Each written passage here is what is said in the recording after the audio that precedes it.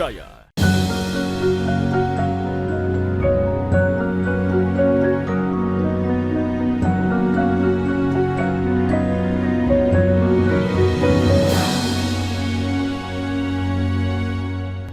Bismillahirrahmanirrahim.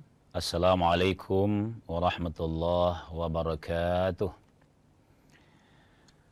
Alhamdulillahi rabbil alamin, alladzi bini'matihi tatimmus shalihat. Ashhadu an la ilaha illallah wahdahu la syarikalah.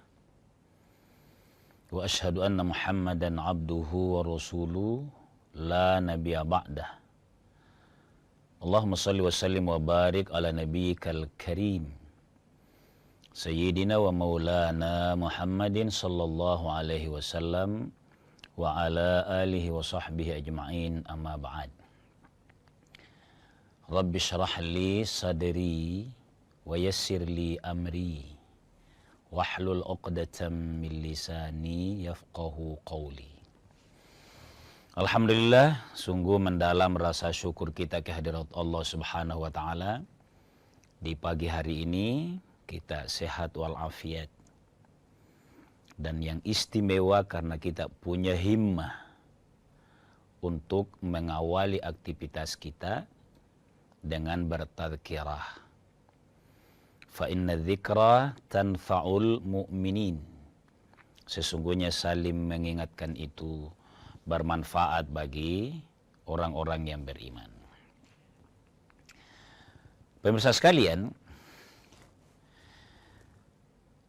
agama itu senantiasa memberikan wawasan, pemahaman yang walau belum terjadi sudah diinformasikan bagaimana mengantisipasinya, agar umat Islam betul-betul merasakan bahkan menyiarkan agamanya, dia nikmati agamanya sebagai agama yang mudah, tidak menyulitkan. Sehingga sesuatu yang terjadi yang tidak direncanakan oleh manusia, kalau lebih dahulu diwasiatkan, diinformasikan, itu kita sudah siap dan karena kita sudah faham. Seperti pagi ini, kita akan mengangkat tentang qadha salat. Apakah ada qadha salat itu? Apa ada dalilnya? Baik pemirsa sekalian, karena agama boleh kita tidak seragam. Jadi ini penting difaham. Dalam beragama itu boleh tidak seragam amalan karena tidak seragamnya faham. Boleh. Dalil agama sendiri memberikan wawasan kepada kita seperti itu. Tapi yang harus ada adalah dalilnya. Kalau saya mengamalkan sesuatu yang saya pelajari, maka saya harus nikmati itu, merasa taqarrub ilallah karena saya pelajari. Ada dalilnya. Demikian juga kalau kita melihat saudara kita, beda caranya mengamalkan, beda caranya mengekspresikan. Yang penting ada dalilnya. Jadi bijaknya beragama, pemirsa sekalian kaum muslimin yang dimuliakan oleh Allah Subhanahu wa taala, ini cara boleh, praktek boleh beda. Tapi kita harus berempati atau membuka pendidikan kita bahwa oh beda amalan saya, beda paham saya, tapi dia ada dalilnya. Sekarang cek, saya ada nggak dalilnya juga? Oh ada juga, oh jalan. Kira-kira begitu. Nah pemirsa sekalian, berkait dengan qadha salat, apa itu qadha dulu? Qadha adalah itu membayar, qadha'un. Kenapa membayar? Karena kita ada beban yang harus ditunaikan. Kalau kaitannya dengan salat yang tidak pada waktunya, maka dia harus diganti. Mana dalilnya? Nah, saya ambil dalil pertama, bahwa ada mengqadha salat. Dalam surah An-Nisa, Allah Subhanahu wa taala berfirman, "Innas salata," sesungguhnya salat itu yang kita dirikan itu 5 kali sehari semalam, "kanat 'alal mu'minina," adalah wajib, ala itu menjadi beban disyariatkan oleh Allah kepada orang-orang beriman, kitaban, tertulis. Nah, itu kalau Al-Quran bilang tertulis, itu artinya diwajibkan. Jadi sudah pakai kata ala, ada kata kitaban, ditulis, harus ditunaikan. Mauquta, ditentukan waktunya.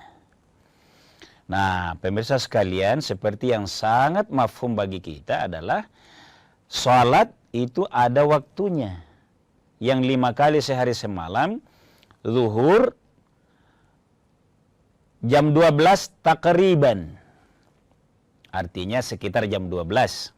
Asar jam 3 takriban, sekitar jam 3. Kenapa pakai sekitar, Ustaz? Pakai kata takriban karena faktanya kita harus mencek waktu itu masuk. Jam zuhur itu jam sekian, tapi kadangkala beda dengan jam. Kita dalam perputaran bumi ini dengan matahari itu, ada bulan kita sholat sebelum jam 12. Ada. Sebelum jam 12 zuhur maksudnya. Tapi ada juga kita sholat zuhur setelah jam 12 lewat. Intinya masuknya waktu berdasarkan syariat zawalus syamsi. Bergeraknya pas tengah matahari ke sebelah.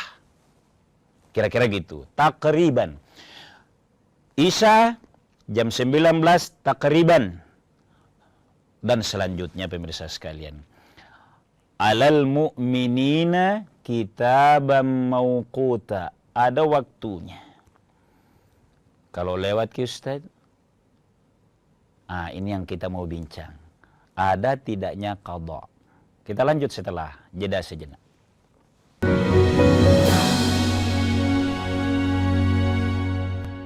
Siapapun bisa jadi media, pemengaruh, bahkan pendengung. Tapi kebenarannya dapatkah dipertanggungjawabkan? Percayalah hanya pada sumber independen yang menjunjung tinggi prinsip jurnalisme dalam setiap tayangan terbaiknya. Ikuti saya, saudara. Rosi, Satu Meja, The Forum, Sapa Indonesia Malam Akhir Pekan, Dipo Investigasi, Kompas TV. Independen, terpercaya. Mengisi ruang informasi Anda, sejumlah informasi sudah kami rangkum dalam program Kilas Kompas. Usah khawatir, tertinggal berita dan informasi terkini. Kilas Kompas akan menyajikan sejumlah informasi lainnya untuk Anda. Karena kami merangkum semuanya untuk Anda. Singkat, Pohon tumbang menutup jalan utama. padat, terpercaya. Tetaplah bersama kami di Kilas Kompas. Kilas Kompas, setiap hari pukul 11:30 malam, live di Kompas TV. Pelanggaran hukum, ketidakadilan, keresahan sosial terjadi dan terjadi lagi. Tersangka sendiri dia melakukan aksinya itu sudah lebih dari 6 tahun. Aku pemakaian krem abal-abal itu lama banget, ada pengelupasan, terus merah. Selami peristiwa, tarik benang merah, temukan kebenaran di balik fenomena. Sasaran setiap Rabu pukul 10:30 malam di Kompas TV. Salam waspada saudara. Polisi menggerebek sarang narkoba. Waspada, tindak kejahatan ada di sekitar Anda. Akhir kisah pembunuh berantai asal Bekasi akhirnya terungkap. Identifikasi tanda-tandanya, observasi fenomenanya, persempit ruang geraknya, tangkap informasinya dalam Borgol. Senin sampai Jumat pukul 3:30 sore di Kompas TV. Dipo Investigasi setiap Senin pukul 8:30 malam. Mencari tahu, mendengarkan lebih utuh, dan mendalam, mempertanyakan rasa keadilan. Saya mau minta klarifikasi. Klarifikasi. Tanggung jawab. Bapak malu nggak?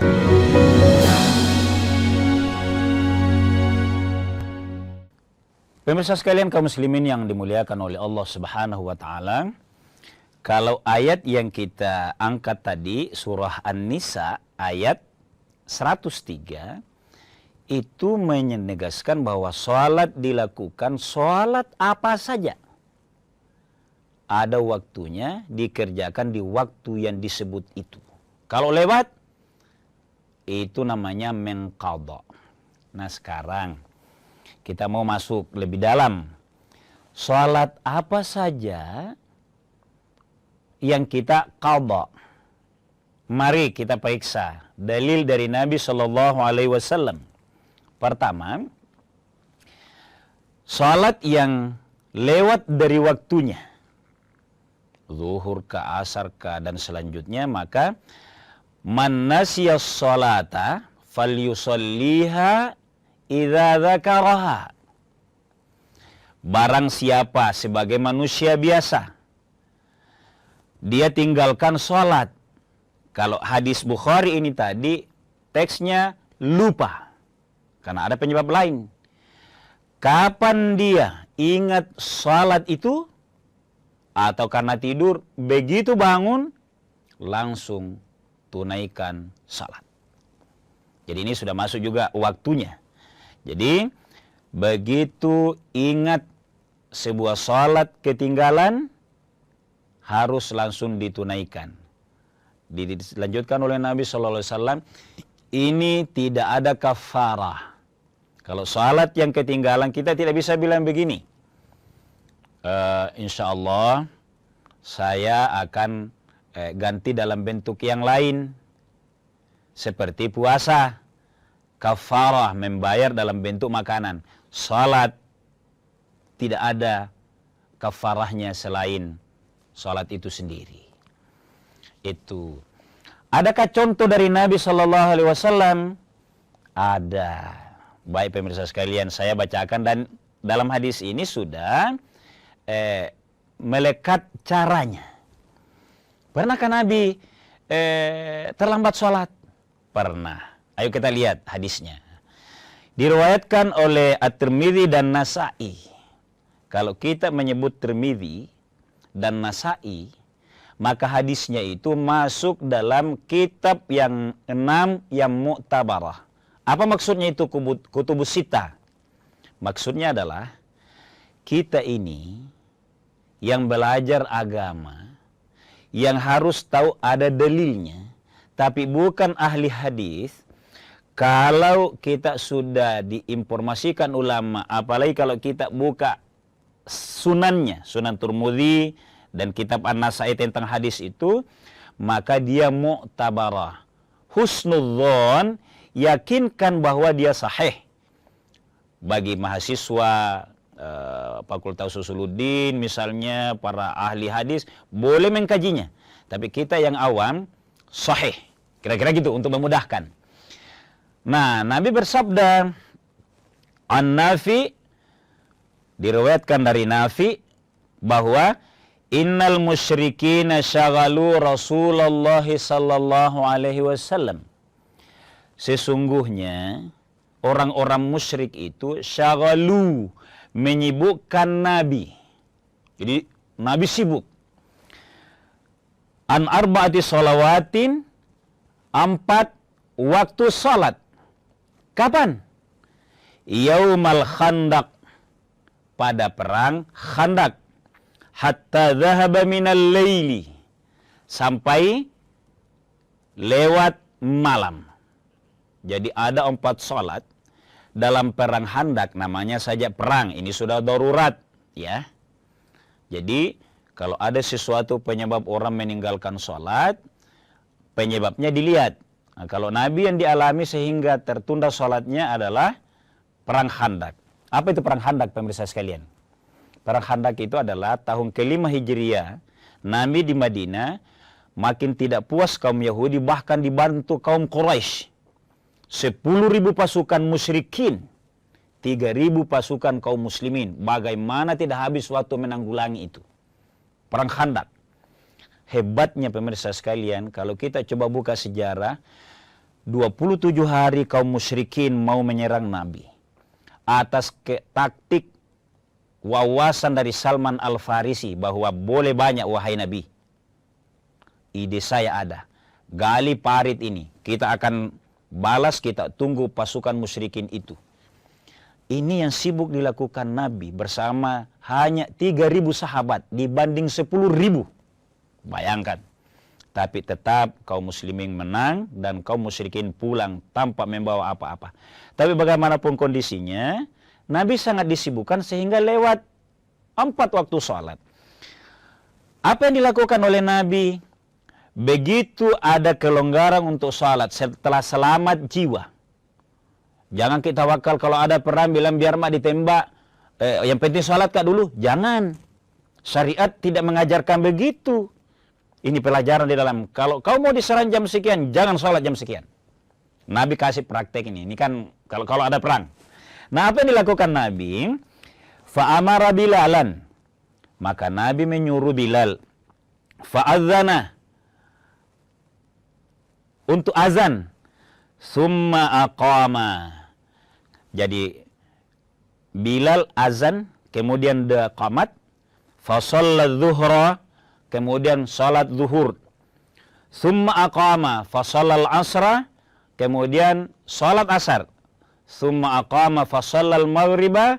Diqamat lagi. Salat maghrib. Summa aqama fasallal isya'a. Kemudian dia salat isya. Satu je salat yang tidak. Subuh. Apa yang kita ambil pelajaran dalam hadis ini dari Tirmidzi dan Nasai ini adalah bahwa Nabi pernah mengqadha salat karena lewat 4 waktu salat dengan cara 1 kali azan, tapi qamatnya 4 kali. Ini sudah ada cara. Rakaatnya, caranya tetap sama. Ini dalam kondisi perang. Real pemirsa sekalian, bahwa Nabi mengqadha salat begitu dia ingat. Bukan hanya ingat, karena ini bukan lupa. Begitu dia sempat. Karena dalam perang. Jadi bukan salat yang lama, bukan. Salat yang baru saja ketinggalan begitu longgar, langsung salat. Sekaligus waktunya.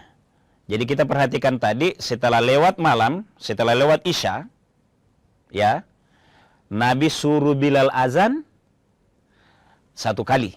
Summa aqama, summa aqama, summa aqama, summa aqama 4 kali. Bilal qamat. Karena setiap sholat ada qamatnya. Jelas pemirsa sekalian bahwa yang dipraktikkan oleh Nabi, azannya ada, tapi kalau sekian sholat, entah 4, entah 3, entah hanya 2, atau bahkan 1 yang ketinggalan, di mana kita sempat. Tidak harus menunggu misalnya, saya nanti sholat isya karena isya yang ketinggalan kemarin. Kira-kira begitu pemirsa sekalian. Ini jelas dalam hadis Tirmidzi dan Nasai. Kita lanjut setelah jeda sejenak.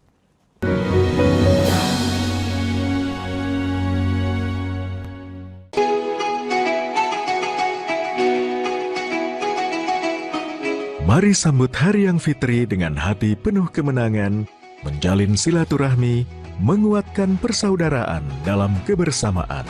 Kompas Gramedia berkomitmen menyajikan karya terbaik sebagai inspirasi untuk semua. Assalamualaikum warahmatullahi wabarakatuh. Seusai menunaikan ibadah puasa selama bulan suci Ramadan, tiba saatnya bersukacita menyambut hari kemenangan. Mari berbagi kebahagiaan, merayakan kebersamaan, saling bermaafan, eratkan persaudaraan. Selamat Hari Raya Idul Fitri 1446 Hijriah. Minal aizin wal faizin, mohon maaf lahir dan batin. Wassalamualaikum warahmatullahi wabarakatuh. Independen, terpercaya. Saat ini, siapapun bisa jadi media, pemengaruh, bahkan pendengung. Tapi kebenarannya dapatkah dipertanggungjawabkan? Percayalah, hanya pada sumber independen yang menjunjung tinggi prinsip jurnalisme dalam setiap tayangan terbaiknya. Gelar bicara tajam mengupas fakta, memantik solusi. Doktor dan profesor itu bisa abal-abal dan dengan belise. Kenapa lebih memilih jalan ini, jalan yang kemudian jadi tidak aman? Why now? Berita bernilai sebagai referensi. Ada apa di balik pembangunan pagar laut? Serta investigasi yang mengungkap kebenaran. Ikuti saya, saudara. Rosi. Satu meja, The Forum. Sapa Indonesia malam akhir pekan. Dipo Investigasi. Kompas TV. Independen, terpercaya.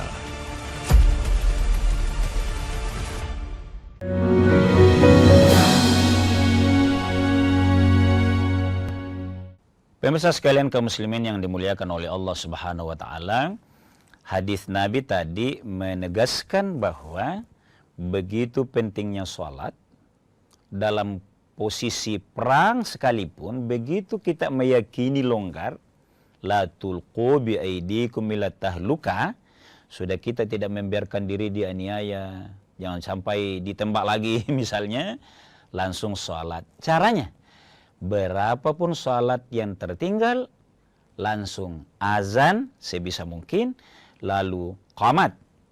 Tapi kalau dijadikan satu waktu, hanya qamat yang berulang-ulang sesuai jumlah salat. Nah, kita lanjut pemirsa sekalian. Kalau misalnya kesempatan Nabi tadi di hadis itu baru sempat nanti di waktu subuh, artinya setelah salat subuh. Misalnya ini kan tadi malam ya, sebelum subuh. Karena dia tidak ketinggalan salat subuh. Bagaimana itu Ustaz? Karena ada waktu makruh bahkan haram salat. Nah, ini menarik nih. Menariknya adalah waktu haram itu waktunya singkat, tidak lama. Paling 7 sampai 15 menit. Jadi misalnya salat subuh. Itu kalau mulai warna merah sampai terbit matahari itu tidak terlalu lama. Yang itu yang tidak bisa, artinya dihindari di situ karena longgar di waktu. Kan kalau 5 waktu salatnya mau diganti kan panjang. Nah, realnya begini. Begitu selesai salat subuh berdoa, 4 salat masih bisa selesai 4 salat itu. Bagi yang qadha, bedakan ya. Yang tidak bisa adalah salat sunat biasa yang dilakukan pada waktu tahrim itu. Jalan maghrib beberapa menit, pas mau tenggelam matahari merah itu. Sunset namanya kalau kita. Pas itu jangan. Sama ini kalau baru naik, jangan di situ, tidak lama. Nah, selesai sholat subuh Ustaz. Ketinggalan kemarin zuhur, asar, maghrib, isya. Ini tadi sholat subuh. Masih bisa setelah sholat. Karena menqadha. Hadis tadi menegaskan hal itu. Jadi bisa setelah asar, oh panjang sekali, jam 15 itu mengganti waktu 4 waktu salat itu, 4 rakaat itu masih bisa selesai sebelum jam 5. Yang tidak bisa hanya begitu mau sunset, itu yang waktu tahrim. Nah, pemirsa sekalian kaum muslimin dimuliakan oleh Allah. Ini tadi mengqadha salat yang wajib. Saya tambahkan pemirsa sekalian, karena ini dari Nabi SAW. Nabi pernah terlambat sholat subuh. Iya. Maka, ini diriwayatkan oleh Bukhari. Maka begitu Nabi bangun, pasti juga karena perjuangan. Perjuangan syar'i. Saya menyebut syar'i karena jangan sampai kita bilang, Nabi kan juga pernah sekali. Selain perang tadi, karena kalau perang kan sulit. Kalau ini, Nabi juga pernah telat sholat subuh karena kesibukannya. Kesibukan apa? Upayakan. Tidak lupa, tapi kesibukan yang menyebabkan kita adalah kesibukan yang syar'i. Ngurus umat. Bukan cerita. Ngurus umat itu pelayanan di kantor. Malamnya lama cerita sama nyonya di rumah setelah Isya sampai jam 11. Terlambat bangun, mudah-mudahan bukan itu. Tapi Nabi pernah. Maka Nabi bersabda, sesungguhnya Allah yang pegang ruh kita ini. Karena sesungguhnya kita sebelum tidur itu dianjurkan baca doa agar kita sehat, fresh, nyenyak tidur, sehingga sehat bangun sholat. Itu niat. Tapi karena kalau kelelahan, fisik kita ini memang termakan usia, sehingga lambat, maka langsung lakukan sholat. Ini lewat waktu subuh ini. Jadi Nabi memperjelaskan, sesungguhnya yang menguasai ruh kita itu di tangan Allah Subhanahu wa taala. Kita tawakal bukan karena kita sengaja. Kalau sengaja begadang sehingga tidak sholat, beda penilaiannya di sisi Allah Subhanahu wa taala. Nah, ini juga masih yang wajib. Bagaimana kalau yang sunnah? Nabi pernah begini, banyak hadisnya. Nabi pernah mengganti salat sunat fajar, salat sunat qabliyatul fajar itu sebelum subuh yang 2 rakaat itu, rakaat qablal fajri khairum minad dunya wa ma fiha. Nabi menegaskan bahwa kemuliaan orang yang salat 2 rakaat sebelum salat subuh, nilainya, inspirasinya lebih mulia daripada dunia dengan isinya. Ini hanya pandangan keimanan yang lihat ini. Maka itu juga pernah Nabi menggantinya. Karena sudah, ibaratnya kalau kita beginilah. Kita ini bangun, wudhu dulu, jalan ke masjid sekitar 5 menit kalau dekat. Sudah tidak bisa salat sunat. Bagi orang yang tidak pernah kehilangan salat sunat subuhnya seperti Nabi, tidak pernah kehilangan, pernah telat, maka bisa dia menggantinya. Ada ndak itu? Nabi melakukan. Nah, pemirsa sekalian kaum muslimin yang dimuliakan oleh Allah Subhanahu wa taala, salat lain ada 2 riwayat. Diriwayatkan oleh Tirmidzi bahwa Aisyah menegaskan, suatu hari Nabi sallallahu alaihi wasallam mengganti salat qabliyah zuhurnya, diganti ditambah 4 rakaat setelah zuhur, karena dia tidak punya waktu lagi melakukan salat qabliyah zuhur. Begitu pentingnya 4 rakaat sebelum salat zuhur. Demikian juga dari Ummu Salamah diriwayatkan oleh Bukhari dan Muslim. Kalau tadi Aisyah 4 rakaat, yang disaksikan oleh Ummu Salamah yang 2 rakaat. Ini pemirsa sekalian menegaskan bahwa mengqadha salat itu ada tata caranya berdasarkan penyebabnya, yang kemudian yang bisa diqadha 2 hal, salat fardu atau salat wajib kita sebut, dengan salat sunnah yang rawatib itu dilihat kepentingannya. Tapi ini bagi yang memang sangat rindu, orang yang merasa energinya masuk, keimanannya sejuk, kalau melakukan salat sunat qabliyah zuhur itu termasuk qabliyah subuh. Pemirsa sekalian kaum muslimin dimuliakan oleh Allah Subhanahu wa taala, sebagai catatan bahwa dalam Islam berdasarkan dalil-dalil yang ada, qadha salat itu ada berdasarkan penyebabnya dan yang terbaru.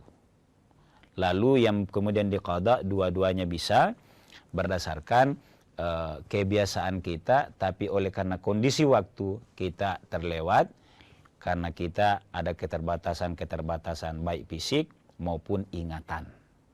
Semoga Allah Subhanahu wa taala mengaruniai kita mulia hidup dengan salat tetap waktu. Sekian dan demikian, hadanallahu wa iyyakum ajma'in. Wassalamualaikum warahmatullahi wabarakatuh.